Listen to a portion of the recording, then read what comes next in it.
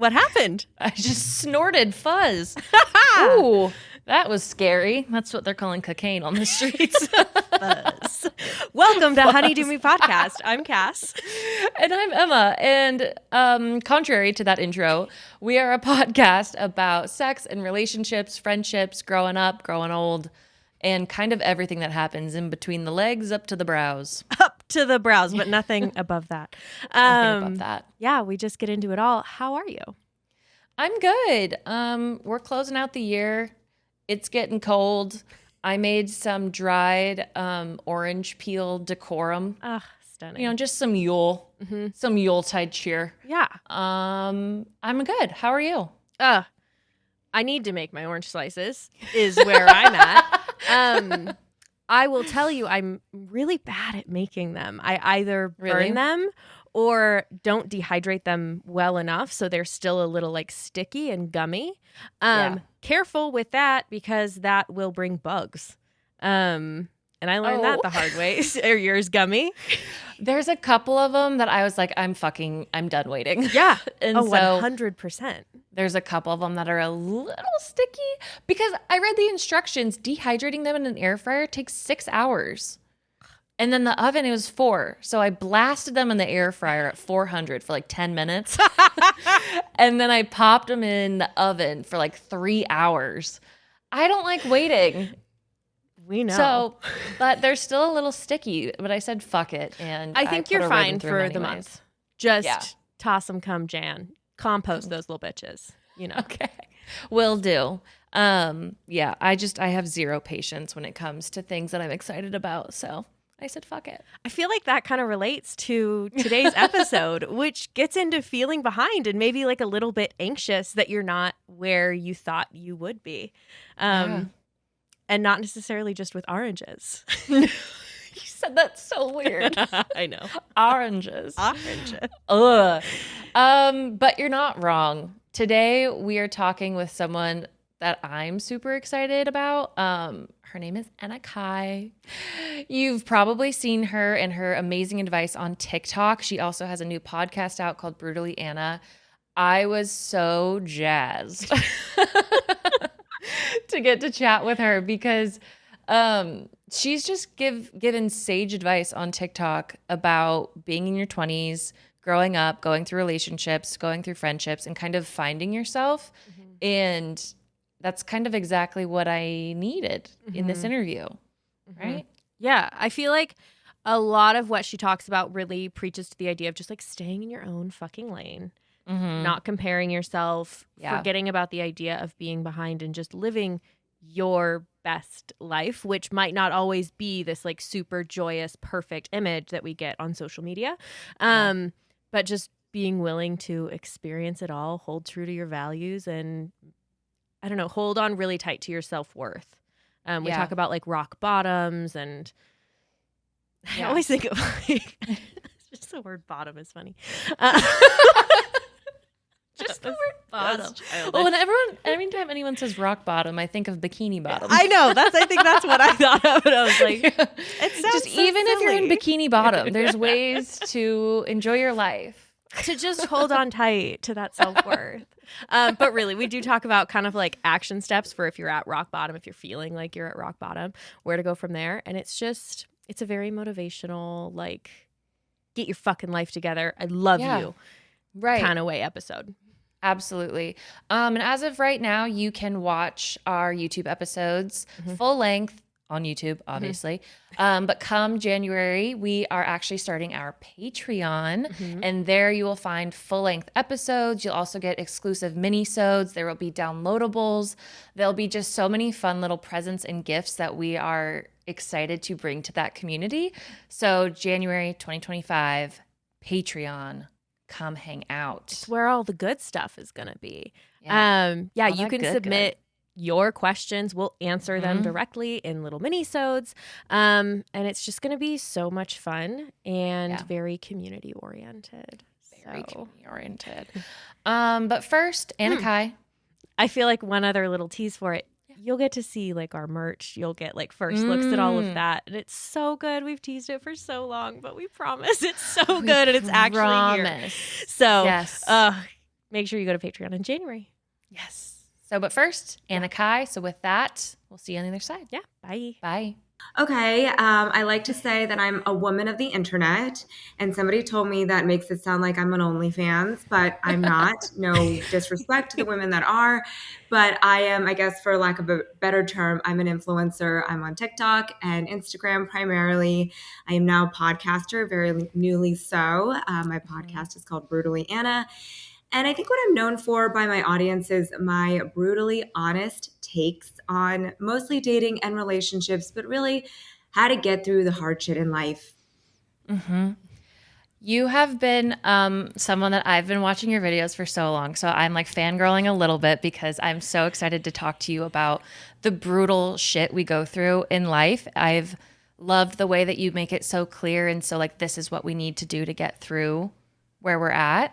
But what like inspired you to be someone to want to talk about this on such a big platform? Like, where do you get all your advice from? It was an accident, like most good things are. I lived it. I don't think I ever thought I would be here. I was a struggling actress for all of my 20s and really tried to make a living that way. It wasn't working out. And so when I turned 30, I started a blog, a WordPress, and my Instagram. I tried to do the home decor blogger thing for a while. That didn't really work out. Then I tried fashion. And then I just started talking about dating to my, I think at the time I had 87 TikTok followers. And I was like, what do I got to lose? And I remember at the time I had seen other people do Get Ready With Me. So I was like, oh, that's interesting. They're telling a story while they're doing their makeup. I'll just try that. At the end of the day, I don't think I'm saying anything different than what a lot of people are saying, but I think what it is I'm saying it in a different way. And sometimes that's all people need is to hear the same thing, but in a different way that resonates with them. Your videos give like a general feeling, a general stuckness that maybe you're speaking to. Yeah, and I think it's interesting because I think I've not only obviously discovered what I really should be doing with my life, but also discovered myself in the process too. And that feeling of being stuck, I know all too well because in your 20s, especially, I feel like women are taught you've got to become a CEO in your 20s and make Forbes 30 under 30 and then find a husband and do the big wedding and do all this stuff. And if you don't get all that by the time you're 30, oh my God, your life is over. You're such a fuck up. And I didn't have any of that. I did meet my husband prior to being 30. So I guess one check mark off of that, but that was it. I had nothing else. And I was super insecure for most of my life. And I think a healthy dose of insecurity is needed in all of us.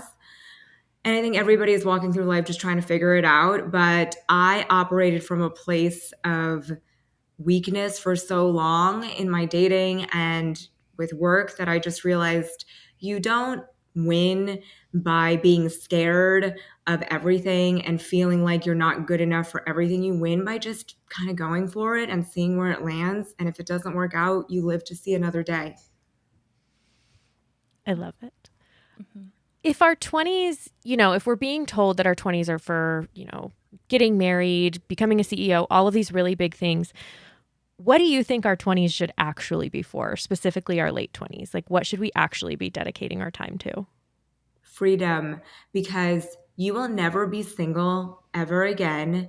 Most of us will get married, despite the fact that all of you are listening who are single as fuck right now feel like you're going to die a childless cat lady. You will not. Most of us get married. Not all of us stay married to the same person, but most of us get married. And you don't realize how precious it is to, if you have the financial means to live alone as a woman in your 20s, do it, because you will never get that time back. I'm so glad. I had 3.5 years between the time that I broke up with my ex-boyfriend to the time I met my husband, and then when it was time to move in with him. So I had 3 years to live alone and have my space exactly the way I wanted it. And it was a tiny little studio that got no natural light. It did have a window, but it was really dark because it faced the interior of the building. And my kitchen was literally a fourth of the size of my closet in the suburbs right now. But I loved it. It was exactly my space. I got to decorate it exactly the way I wanted to. It was the perfect apartment. It was my favorite apartment in New York, even though it was by far no means the nicest apartment I lived in.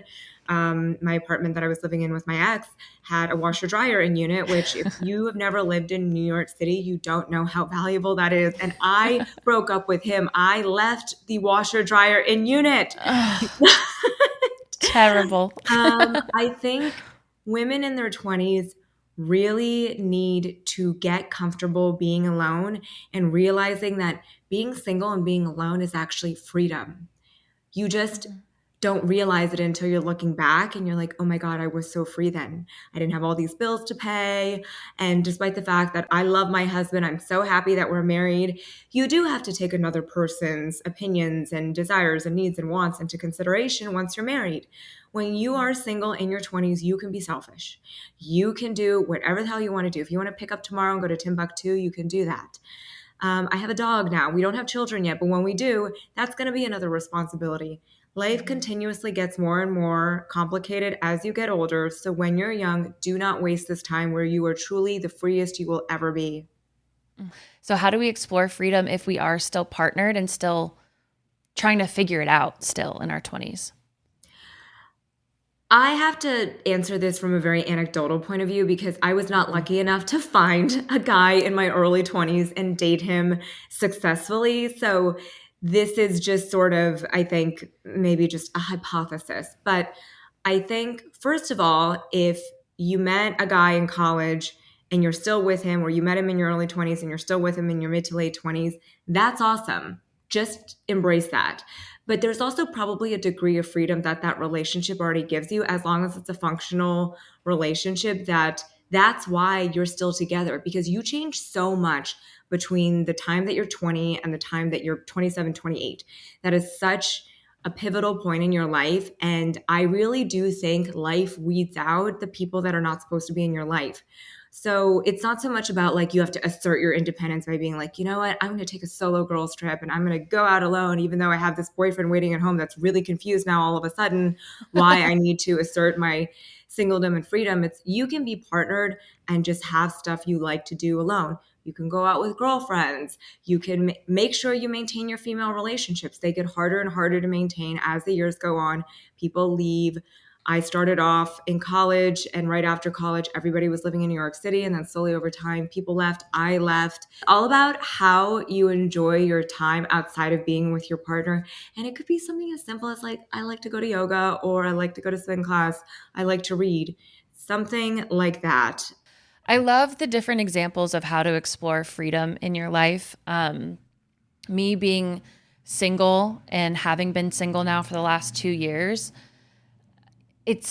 I'm still trying to find ways to explore and enjoy that freedom, because I'm like, okay, I have so much free time. This is my freedom. But I also want to take advantage of this time and not just like kind of sit and be like, I don't know what to do with myself because I'm not partnered. Like, I don't know what the worth is, what my worth is. Like, what am I doing this for? Because I think in my 20s, my self-worth has flip-flopped. It felt like every year and a half. Like, I find this new struggle with trying to understand like my self-worth and my identity. And I just, I feel like it's relatable to a lot of people, but I also like don't understand it. And I don't know if that's just because I'm single. I think that's everybody. I think everybody goes through transition phases. And if you're living your life right, every year should be a different challenge. Every 2 years, every 3 years. I'm not the same person I was 2 years ago. I'm not even the same person I was a year ago. And I think that questioning where you are in life is actually a really healthy thing, because ignorance is bliss. Like, you can be happy and just coast, which a lot of people do. And I always say those people who want less things are probably happier than I am. But I actually don't know, for me, if pure bliss and happiness is really the point of life. I don't. Like, I think there's too much shit that happens that's just chaos and devastation to say that joy is the point of life. Joy is a part of life, but it's not the point of it. So I think the only way that I've justified kind of how I felt, and I've struggled with a lot of mental health issues and still do, and every few years it crops up in a different way. Like one year it's OCD, the next year it's generalized anxiety disorder, the next year I'm not anxious, but I'm depressed. It's like, yeah, it's like a mental health buffet in my brain. But I think the way I feel like a life well lived for me is finding purpose in it and continuing to further the cause, make a great living so that my husband and I can live better, or live more financially free, make a great living so that I could provide for my parents and not have them worry because they spent 10 years worrying about their only daughter trying to become a struggling actress. All of these things are kind of what drives me. And the point is not to be happy all the time. If I wanted to be happy all the time, I would have never done this. I would have never started a TikTok, an Instagram, a podcast. I mean, all of that is scary because there's a great chance of failure. But if you don't try, you're never going to know. And you'll probably fail at a lot of things. I did. And also, I think people look at me and they're like, oh, like, how did you get here? And I'm like, I don't have the answer, but I also know that just because I'm here does not guarantee continued success. So no matter where you are in life, never get comfortable. And I don't say that in some way to like scare everyone. I say that in the fact that it's not supposed to be comfortable. If you are in those moments where it feels like you're failing and you're not at a point where you can look back and connect the dots and say, oh, that's why that happened, so I could get here, how do you maintain self-worth in those moments where it feels like you're at rock bottom? Whatever you can do is what you should do. So I don't care how small it is. If you've just been dumped and you lost your job and you just really feel like all is lost, then if going for a run or doing something less healthy, because it's always something healthy, right? Like go do Pilates, go eat chocolate ice cream. If that's what's going to make you feel better and get you out of bed, do that. But I'd also say is, as somebody who is prone to depression, the thing that will get you out of that rock bottom moment is typically the opposite thing you want to do. So when I'm really depressed, the last thing I want to do is go talk to people. I don't want to talk to my team. I don't want to go to an event. I don't want to record a podcast. I just want to do nothing. I don't want to see people, and it has nothing to do with anybody else. It's just that I'm just really not in a great place. But it's exactly that thing that helps me get out of that funk. So I just can't time my mental health. I wish I could time it on the days that I don't have to go into the city for a party or an event, but it's also good that I don't, because I've been seriously so depressed in an Uber driving into the city before, being like, I cannot believe I look like this. I'm in some crazy dress. I'm completely done up. And I'm like, I'm so sad and I have to go talk to people. And then you get in there and you're like, you turn it on and then you're like, wait, I don't have to be depressed.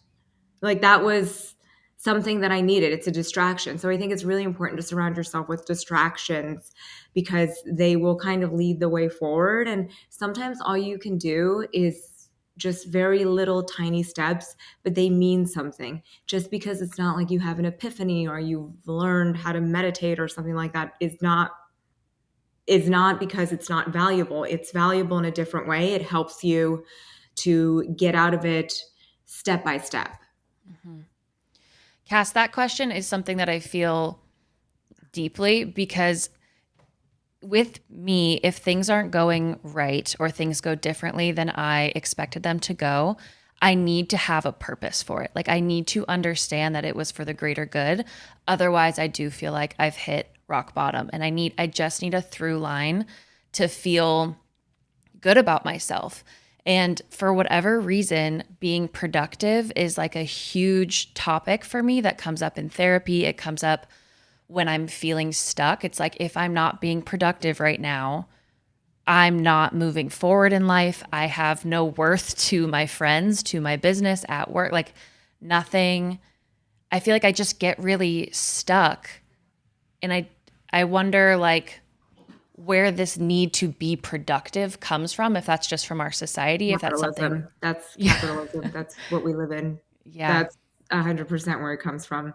And a combination of genetics. Your parents are probably, at least one of them is pretty motivated. So that's why you're motivated. And capitalism. That's it. We live in this insane wheel. Other countries don't live like this. I'm pretty sure French people take 1.5 hour long lunch breaks.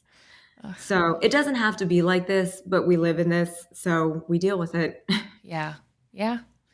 I feel especially in our 20s too, we're just that cycle of like what you said in the beginning, like be a CEO, be a boss bitch, be married. It's like if you have a moment of feeling rock bottom, you feel behind and you feel like your list of things you should be checking off in your 20s, you're behind and But catch here's the the fuck thing, up. behind who? Because I was behind everybody. I was looking at people with 20,000 followers on Instagram being like, I'll never get there.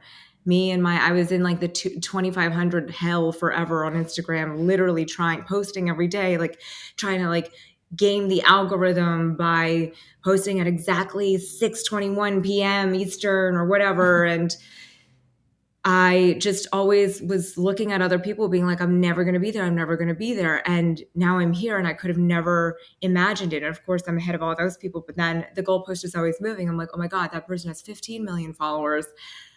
You're never going to feel adequate if you continuously compare yourself to other people. I have never actually, I'm a competitive person with myself, but I've never been motivated by beating other people. There is something really toxic is probably too strong of a word because I think a lot of people are motivated by competition with their peers, but it's never motivated me because if somebody's competing with me, I immediately don't even want to run the race because I'm like, there's no point. Like, there's nothing that I gain from being better than you. And there's nothing that you gain from being better than me. Everybody's kind of on their own track. And especially with social media and podcasting and everything, like, I just feel like this world is kind of a choose your own adventure now that we're in this new digital age and I'm on my own track. I love what you said too about competition because while I find myself one comparing constantly about like the race of life, feeling behind, I also feel the exact same way where I'm like, if you're trying to compete with me right now, especially in life, I don't want to play. I would rather sit out. And it's like, I also think then you're not my people as well. Like if you're competing with me and we're trying to be like who wins first, you're not my people. So it's like I don't even want to be around that anyway. But it is hard. Like, do you have anything that you but that we can tell ourselves when we are feeling like we're starting to compare with the person next to us or compare like via Instagram? It's nothing you can control. Somebody else's success is not anything that you can control. So why worry about it? If they become a bajillionaire and have crazy success, that doesn't mean it's at the expense of your success. And conversely, if you fail, it's not because they did well. And if you succeed, it's not because they did poorly. The people who think that success and a life well lived is a finite game, I think have a very narrow definition of success and are always constantly competing with other people because they truly don't know what they want. At least in my experience. I was willing to fail for effectively 10 years after I graduated college because I was like, it's embarrassing. Don't get me wrong. It's really embarrassing when you go to a party at 29 or 30, okay? And people are like, what do you do? I'm like, I'm a blogger. And by the way, not a successful one. I wasn't running like I wasn't running the Zoe report, okay? I was running maybe both.blogspot.com. And just the looks you get, people are like, oh. And I think that's how I paid my dues, is just realizing that shame and embarrassment doesn't kill you. But you know what's really going to suck at the end of your life is if you were like, I let Patty Waddy, whatever the fuck her name was at the party, and her judgment of me stop me from starting a blog, starting a business, signing up for a marathon, starting a podcast, anything, whatever your crazy dreams are. Unfortunately, they tend to be in the arts, most people's crazy dreams, because life as it stands does not reward the arts as much as, going to business or finance or anything like that. But I always encourage people in creative fields to just go for it. If you want to do it, go for it. Don't be stupid about it. Like, if you can't afford to quit your day job right now, don't do that. But try, especially now when you literally can teach yourself how to do anything on YouTube. It is literally possible to learn how to do anything. Start with cheaper equipment or anything. If your dream is to have a podcast, you literally don't need anything but a mic and GarageBand and iMovie and basic rudimentary editing skills. Mm-hmm. Yeah. That just, it speaks to me when you're saying that we can't put other people, like I succeeded because they lacked this, or they are better than me at this, which is why they succeeded, and now there's nothing left for me. That is something I feel like Cass and I have experienced within the podcasting realm in this genre, where it's like, well, there's already sex podcasts. Like, what do we have left to offer? And that can just be really challenging, right? But it's your voice. Like, nobody's the two of you. Mm-hmm. And also, if I had said that to myself when I started my Instagram account in 2020, I would have never made it to that point in 2022, and really towards the end of 2022 where I went viral. So it's all about kind of just listening. Okay, you guys have a solid listenership now, figuring out what people want to hear, what they don't want to hear, constantly trying to be better. And I think there are so many podcasts out there, but all these podcasts I think of like Theo Vaughn's podcast and how he started podcasting like 8 years ago to nobody. And he was just having conversations with comedians. And I think he talks about it a bunch. He's like trying to get it off the ground. It's like really hard. He did it for so many years. And I think only recently has he really, really found great success with his podcast, but it takes a long time. But if you love it, just stick at it and try different iterations. It's like me with my influencer career. It's like, I just tried a bunch of stuff. I'm like, let's see what sticks. All right, this isn't working. We'll try something else. We'll try this. We'll try that. Mm-hmm. Yeah. I'm wondering if we can apply this a little bit more to relationships and how, if you're feeling behind, like, how does that impact the way that you're showing up to finding a relationship or to being in the relationship that you're already in? I actually got a voicemail from a follower the other day that sort of is similar to this question. And she was asking me how to figure out what a guy's intentions are on the first few dates. Because she was like, I'm looking for something very serious, but I don't know what he wants. So I think when you are feeling behind in a relationship and you're seeing everybody else get married or engaged, especially in the late 20s, early 30s, that's when things start to happen for a lot of people. I think what tends to happen is desperation sets in, and you're like, every date, I must find out if he is ready to commit to marriage. And it comes off in a way that it buries your true personality so that the man sitting across from you can't actually get to know the happy, carefree, best version of yourself. He's getting to know the version of you that feels like there's no fish left in the sea. So instead of fishing, you're just like, let me just catch a freaking amoeba, like anything, right? Is it alive? A catfish. Like microscopic organism in the sea, I will settle for that. But in terms of feeling like not feeling like that, I think what you have to understand is that you have to give yourself, from a very practical standpoint, because I always hated it when people would be like, this is what's happening. I'm like, I know, what do I do? I always, like you similarly, Emma, I always felt like action helped me. So I got dumped and I would immediately reactivate all of my dating apps and start swiping.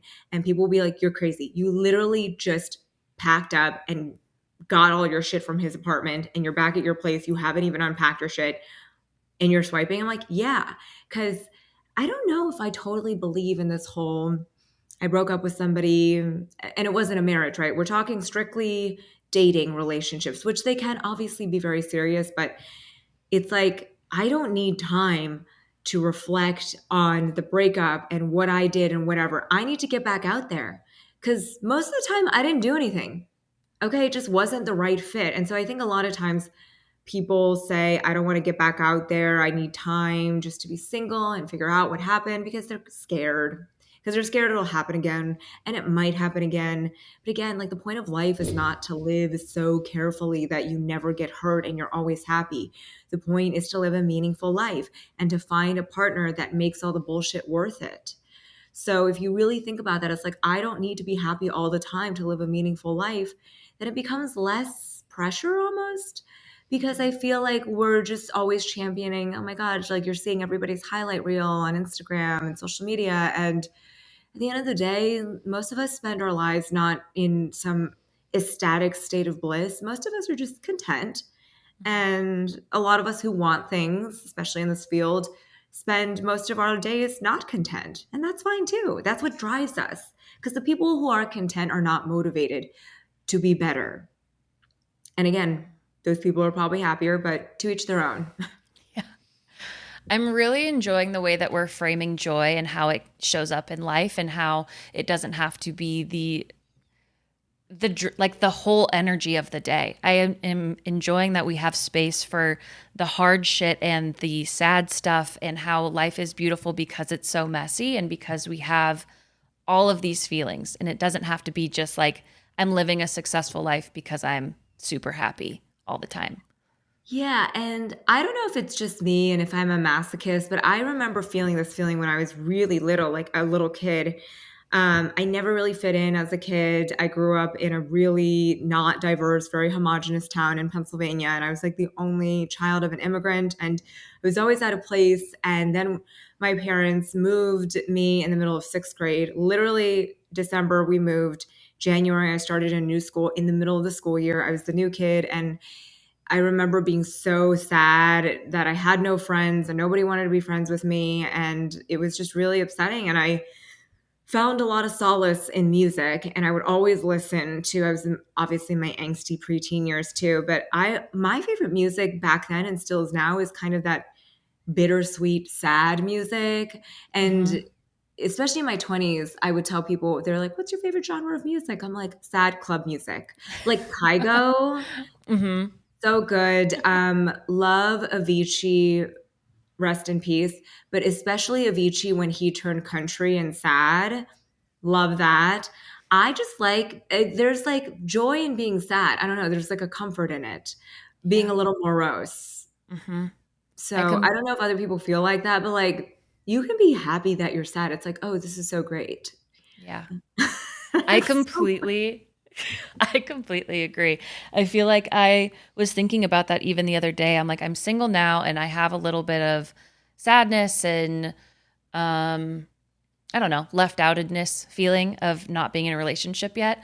But the part of me that revels in being a little sad, I'm like, but I get to be like a little depressy on my couch and like listen to these songs about, I don't know, lost love, not being there yet. And I guess Taylor Swift and feel what she's feeling as she wrote the songs. I mean, now I'm just actually depressed and sad sometimes because I have depression. It's not like I can attach any meaning to it. I'm just like, I'm just depressed and whatever. I mean, my problems are very different now than they were back then, but I don't necessarily, it's funny, I don't listen to music as much as I used to, which is like kind of sad for me, but I really loved, and I loved all these random indie bands too. And occasionally I still get into this very indie hole where I'll put it on in the car. And literally one car ride, I was in control of the Spotify and I was with Dave, my husband, and he was like, you've been playing music for an hour and I've never heard any of these songs. What the fuck? I was like, but aren't they so good? He's like, yeah, but what the actual fuck? He's like, you've literally not played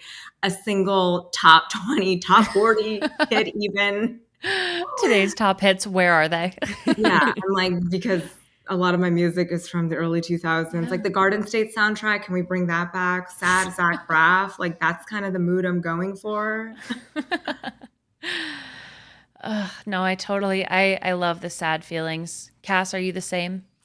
Yes. I love a good cry. Sometimes I'll tell my husband like I need to cry because it's good to just feel your fucking feelings. And I feel like society tells us we're only supposed to feel joy, like we've been talking about.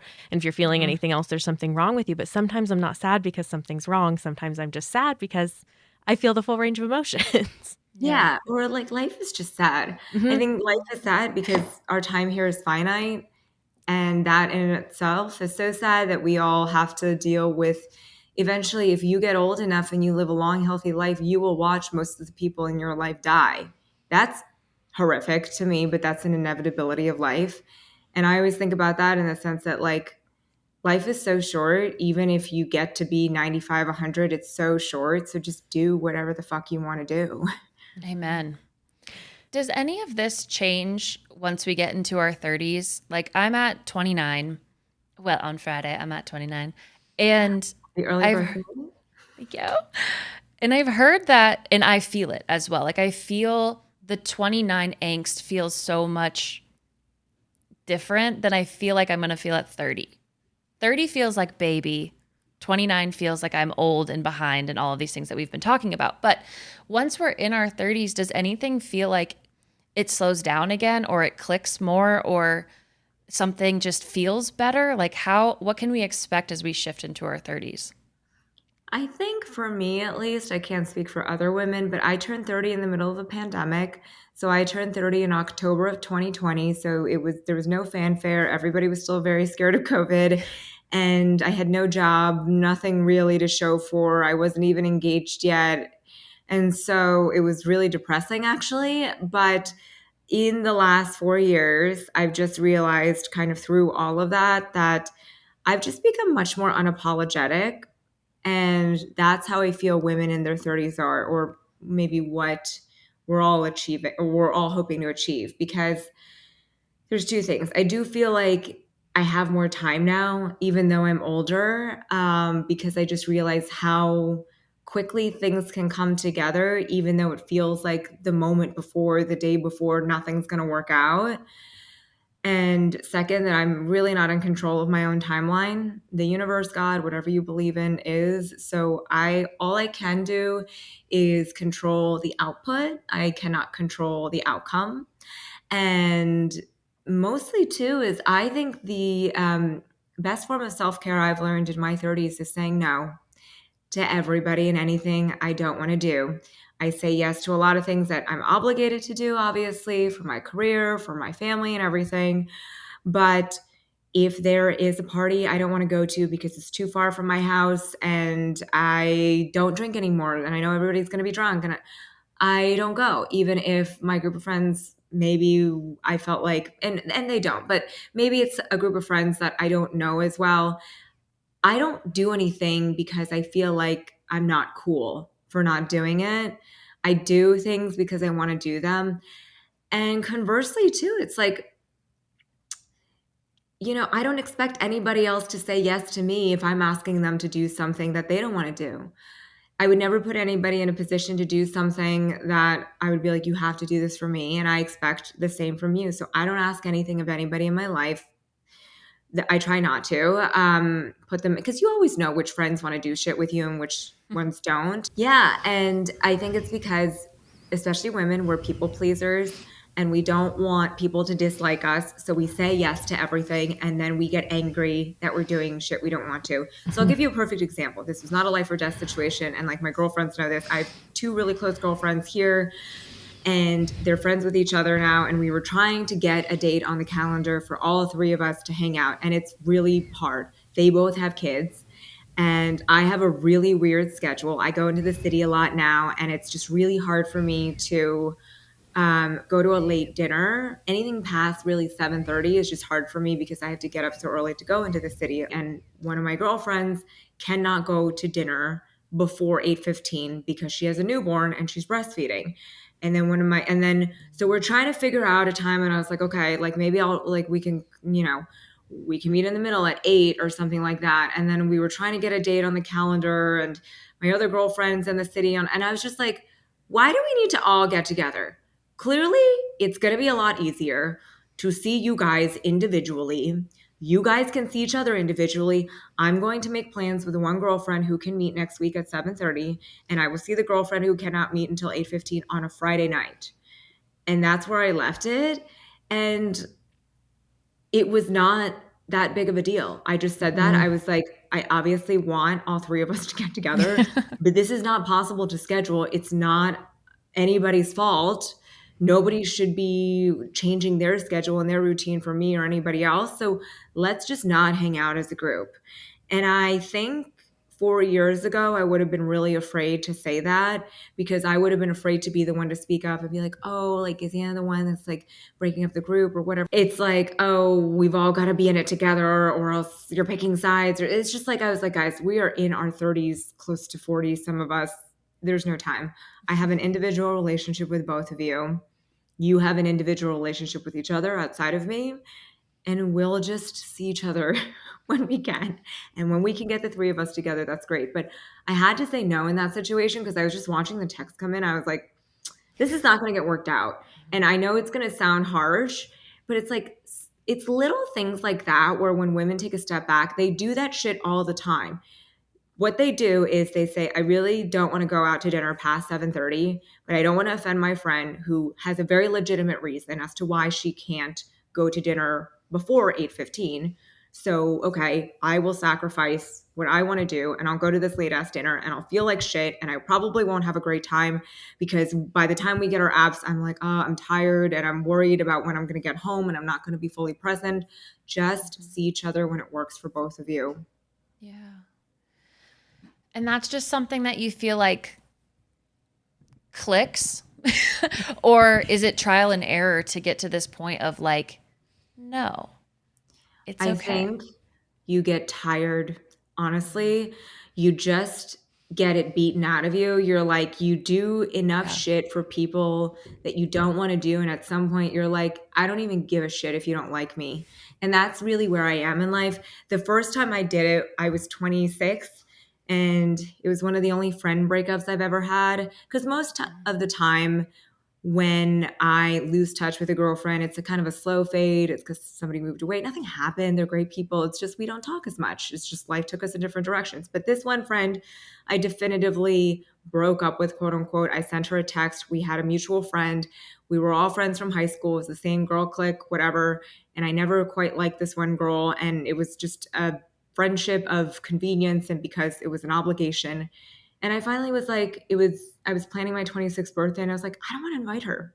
I don't want her to come. It's going to make me feel bad. And the only reason I'm doing it is because we have a mutual friend and I don't want our mutual friend to dislike me and not want to be my friend because I'm not friends with her friend. And I got to a point where I was like, wait a second.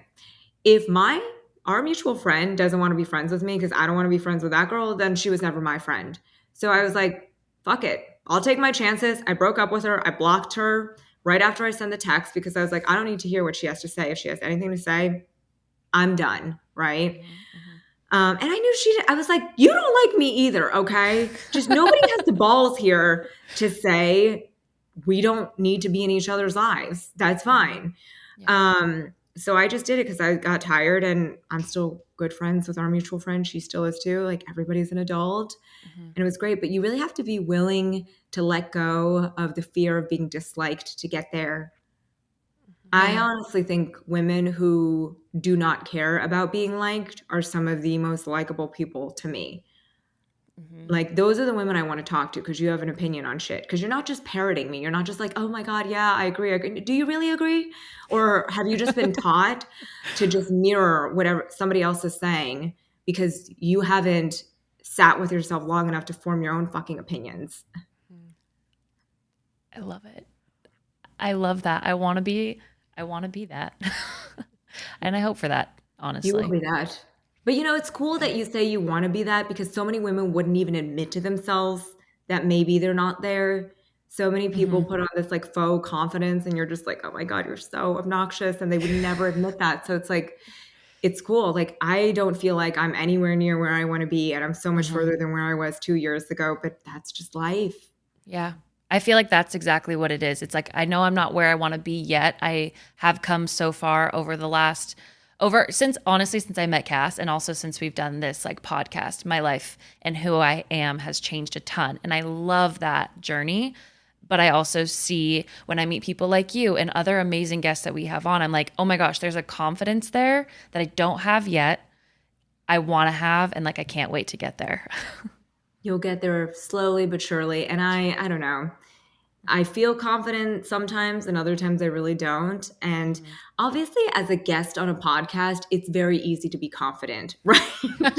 You don't see me 90% of the time when I'm 10 days out from my period. I mean, I'm on fucking antidepressants right now, okay? So I by no means have my shit together, but I have what I can have together, and I live a pretty great life, and I'm a work in progress. Hey, fucking men.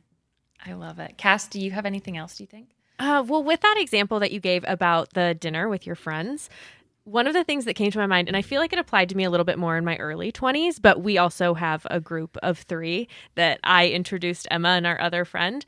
And I feel like, in the beginning, especially if I were to say, oh yeah, just go do that by yourselves, there's a fear of being left out.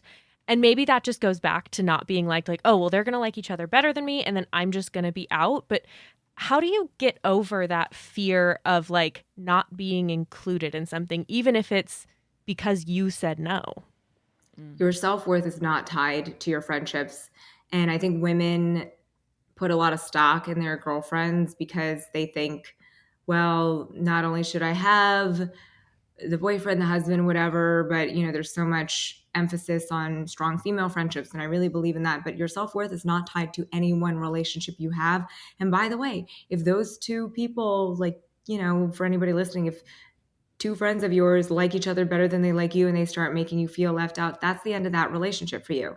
You just have to be willing to accept that, because it'll happen either way. You can't stop it from happening. You can't, gatekeep your friends from liking each other more. You have to trust that your friends don't want to leave you out. I think women are taught that they could only have one best friend. It's very territorial sometimes. It's like, but you can have multiple best friends, and everybody has a different relationship. And men don't really think like this. Men introduce each other to other friends all the time, and they're all buddies, and sometimes they see each other more, and they're just like, yeah, it is what it is. You take it at face value. But I think women are the ones who are like, I'm not part of this group. Well, why do you need to be part of a group?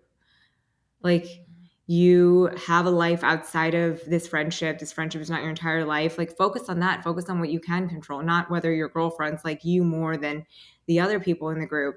I think some of the most insufferable women I've met, ex-friend included, were the ones that tied their self-worth to being the best friend of one girl, because it was like, well, at least I am the best friend of this person, so I feel valuable. And anybody that encroached on that was like, they're a threat to my first tier friendship with this person. Like, why can't we all be best friends in different ways?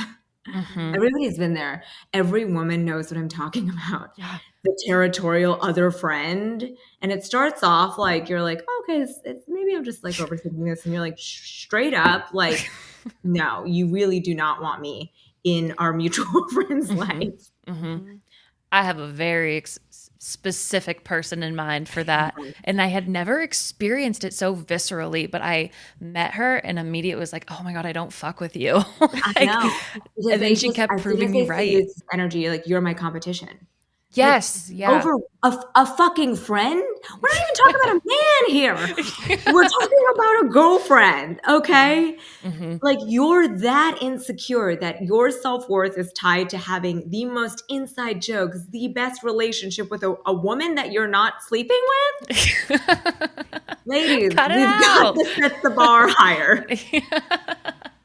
Well, it's crazy when our worth is so tied up in these things that are, like, I don't know, constantly shifting, because maybe we aren't going to have the same best friend for the rest of our lives. But if our value is locked into that friendship, the same way if it's locked into whether or not we're married or whether or not we're a CEO, like, you're fucked as soon as something changes, as soon as something happens, as soon as what you wanted to happen or expected to happen doesn't, you're fucked. Like, your entire value just crumbles, and that sucks. But you were saying when your self-worth is so tied up in like these specific things. So anchoring your self-worth into your purposes, is that kind of what we should be focusing on then? Is you were saying family is first and foremost, you and your family, your husband, and then you love your career. So it's like, are we anchoring our worth into our purpose? Yeah. Measuring your self-worth to the fact that you know that you can work harder, that you can fall down and get back up again, that you can try again. Maybe that's what it is. I think anybody that's successful in anything, you talk to them, they all failed. And the only difference between the people that succeed and the people that fail a lot of times is the fact that the people who succeed got up one more time. And the other people who fail, I think, are the ones, not always, I'm not going to like gaslight the people who fail or fail in one thing being like, it's all your fault. But it's like, you can fail at something and just try again. And I think so many people quit before they succeed. Failure isn't permanent. Like, nobody remembers anything about what I used to do 4 years ago on Instagram or TikTok. Like, everybody just assumes I was here. I'm like, no, you didn't see all of that. When you get to where you want to be, nobody will remember your failures. But when you are failing, it feels like that's all you are. So just realize like life is so relative. And if you are lucky enough to have amazing parents or amazing siblings or an amazing partner, that is your number one priority. So many people don't have that. So if you're lucky enough to have a mom and dad that you can call home to when shit gets real, I talked to them about all these guys I was dating all the time. Like, really lean into that, because your family, if you've got a good one, will never leave you. I love that. Our last question we have is kind of wraps into that having friend that, you know, you don't want to fuck with anymore. What other behaviors should we be cutting out? What's like the last message of that? Like, what should we not be doing anymore as we're ending our 20s, going into our 30s? What can we cut out? Stop giving other people second chances when you should be giving a second chance to yourself. I think so many women give a guy, a friend, a job that they've given 8,000 chances to already a second chance, when it's like, you deserve the second chance. You give a second chance to a guy who already left you once and didn't care about your feelings, by the way, when he was leaving you. You, by giving him a second chance, have robbed yourself of the time you could have given yourself a second chance to find somebody who did not need to leave you to love you. If you go back to an ex because you think there's a chance that it might work out, first of all, generally, history tends to repeat itself. Most of the time when women go back, nothing has changed. The honeymoon phase is great for a second. You're like, oh my God, it was meant to be. And then the same shit happens again. I had a girlfriend who, no lie, went back to a guy no less than 12 times. He was the same exact person every time, even though every single time he told her, I'm going to change this time. So all of those 12 times, she could have given herself a chance to go find a man that didn't need to fuck up the first time to realize how valuable she was. So when you are thinking about second chances, think about the fact that you are the person that deserves it, not him. I love it. That was really good. That was really good. And that asshole is probably thinking he's the one that deserves the second chance. He's going to hear you say that and be like, yeah, she's talking to me. It's like, no, we're not talking to you. Yeah. You sit down. This podcast is not for you. Yeah. Well, thank you so much for coming on today. Where can our listeners continue connecting with you, listen to Brutally Anna, all of that? Brutally Anna's wherever you get your podcasts, and my social media handles are maybe both across all social media channels. Come say hi. I don't bite most of the time, and you can leave me voicemails. So if you want to talk to me, I talk back. The only thing that could have been better from that interview is if Anna Kai slammed lipstick down at the end of it. I was thinking about that, you know? Yeah. But well, it's like when we had Asia Vines on, and we also had known her from TikTok. Mm-hmm. And as she dove into our intuitive reading, which you guys should absolutely go back and listen to that episode, Asia Vines intuitive reading. Ugh. Fantastic. But I was waiting for like her whole spiel. So I feel bad sticking like creators in their little like creator spiel, but I love them and it gets me centered. I know. It's like our touch points. Yes, exactly. But we could not be more thankful to Anna Kai for coming on and chatting with us. And thank you to our honeys for hanging out. You can head on over to Apple Podcasts to rate, review, and subscribe to Honey Do Me. It means a lot if you do all of those things. Make sure you're subscribed so you get all our new episodes. Leave a written review. It helps us get out there to more people. You can rate us on Spotify and subscribe there as well. If you ever have a question you want answered or a topic you want covered, you can head to the link in our bios at Honey Do Me Podcast on TikTok or Instagram. Instagram and submit that there. And most of all, we think you're great. Don't forget to check out Patreon in January 2025. And I don't know. Do your thing. Stay in your lane. Take your tops off. Stay in your lane. Stay in your lane. Take your top off. Whatever. We love you anyways. Yeah. Love you. Bye. Bye.